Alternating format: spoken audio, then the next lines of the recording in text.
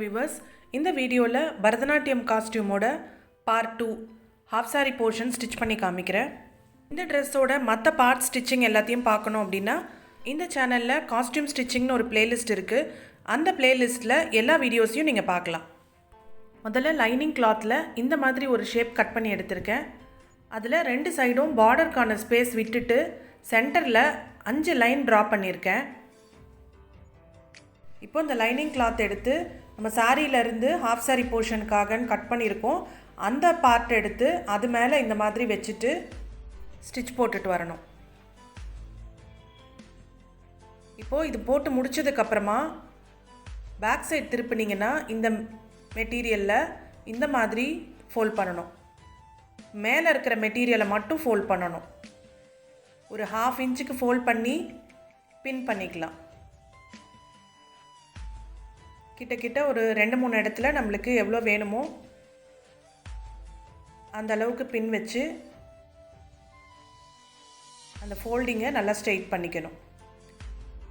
இப்போது திரும்பவும் back side போயிட்டு பக்கத்தில் இருக்கிற லைனில் அதே மாதிரி ஸ்டிச் பண்ணிக்கணும்.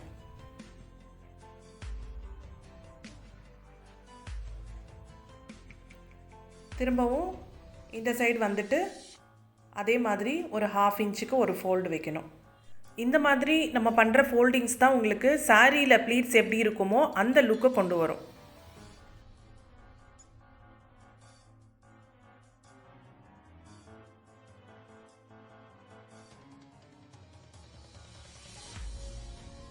அதே மாதிரி திருப்பிட்டு பக்கத்தில் இருக்கிற லைனையும் ஸ்டிச் பண்ணிக்கலாம்.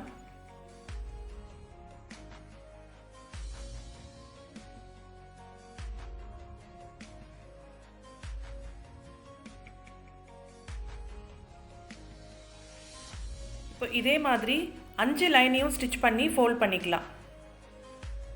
எல்லா ஃபோல்டிங்ஸும் முடிச்சதுக்கப்புறம் இந்த கார்னரில் எல்லா இடத்துலையுமே ஸ்டிச் போட்டு லைனிங்கையும் சாரி மெட்டீரியலையும் ஒன்றா சேர்த்துக்கணும்.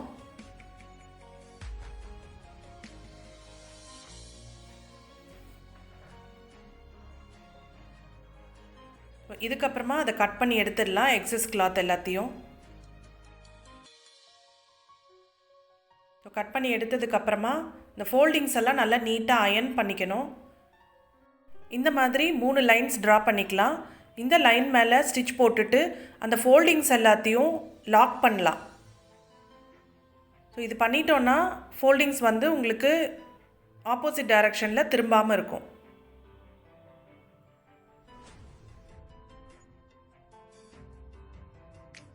இப்போ நம்ம ஏற்கனவே கட் பண்ணி வச்ச பார்டரில் ஒரு சைடு சின்னதாக இந்த மாதிரி கட் பண்ணி எடுத்துக்கலாம்.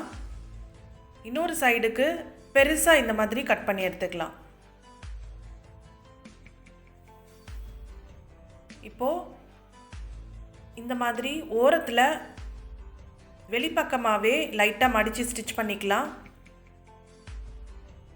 இப்போது இதுக்கு மேலே பார்டர் வச்சு ஃபினிஷ் பண்ணோன்னா உங்களுக்கு அந்த மடித்து ஸ்டிச் பண்ணது வெளியில் தெரியாது. இந்த வளைஞ்சி இருக்கிற இடத்துலலாம் கொஞ்சம் ஸ்லோவாக நல்லா மடித்து ஸ்டிச் பண்ணணும். இப்போ இந்த பார்டரோட 2 பக்கமும் மடிச்சுட்டு ஸ்டிச் பண்ணிக்கலாம்.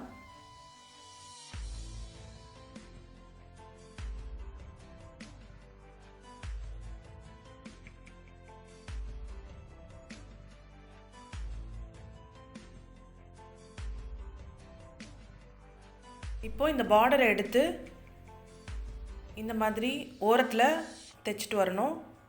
இந்த வளைவு இருக்கு இல்லையா, அந்த பக்கம்தான் சின்ன பார்டர் வரணும். இந்த வளைவு வரும்போது சின்ன சின்னதாக ப்ளீட்ஸ் கொடுத்துட்டு ஸ்டிச் பண்ணிட்டு வரணும். எங்கெல்லாம் வளைவு இருக்கோ அங்கெல்லாம் இந்த மாதிரி சின்ன சின்னதாக ப்ளீட்ஸ் வச்சுக்கலாம்.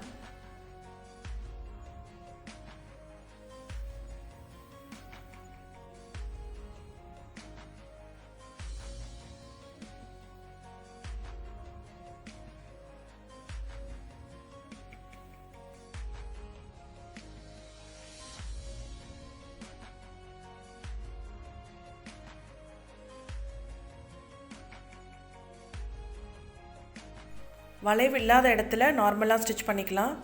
திரும்பவும் இங்கே இப்போ வளைவு வருது. இங்கே கொஞ்சமாக ப்ளீட்ஸ் வச்சுக்கலாம்.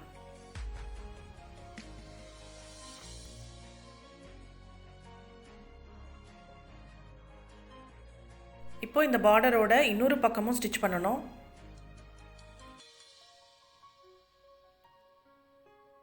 இந்த வளைவு வர இடத்துல ப்ளீட்ஸ் வச்சுருந்தோம் இல்லையா, அந்த இடத்துல அதே மாதிரி இந்த சைடும் ப்ளீட்ஸ் அட்ஜஸ்ட் பண்ணி ஸ்டிச் பண்ணணும். எல்லா ப்ளீட்ஸும் ஸ்ட்ரெயிட்டாக வராது.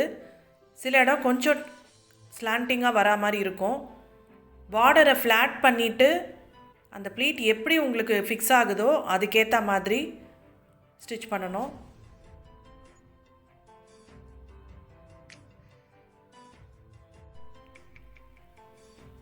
அதே மாதிரி இந்த பக்கத்துலேயும் பார்டர் வச்சு ஸ்டிச் பண்ணிக்கணும்.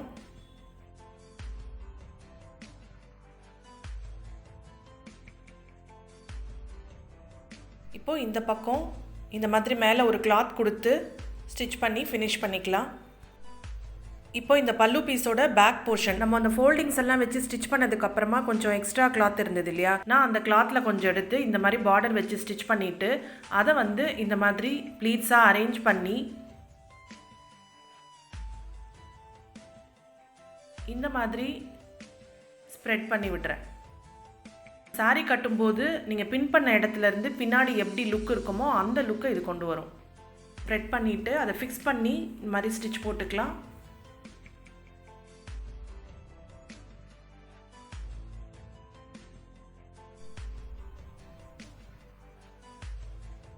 இப்போது இதை எடுத்து ஃப்ரண்ட் போர்ஷனோட அட்டாச் பண்ணிக்கணும். முதல்ல ஃப்ரண்ட் போர்ஷனில் மேல் பக்கமாக கொஞ்சமாக மடித்து ஒரு ஸ்டிச் பண்ணிக்கிறேன். அதுக்கப்புறம் பேக் போர்ஷன் எடுத்து இந்த மாதிரி மடித்து அந்த மடித்ததுக்கு மேலே வச்சு மடிப்பு வெளியில் தெரியாத மாதிரி இந்த மாதிரி ஸ்டிச் போட்டுக்கிறேன். இதை அப்படியே ஜாயின் பண்ணாமல் இப்படி மேலே வச்சு ஸ்டிச் பண்ணோன்னா உங்களுக்கு இந்த ஸ்டிச் பண்ண இடம்லாம் உங்களுக்கு நீட்டாக இருக்கும்.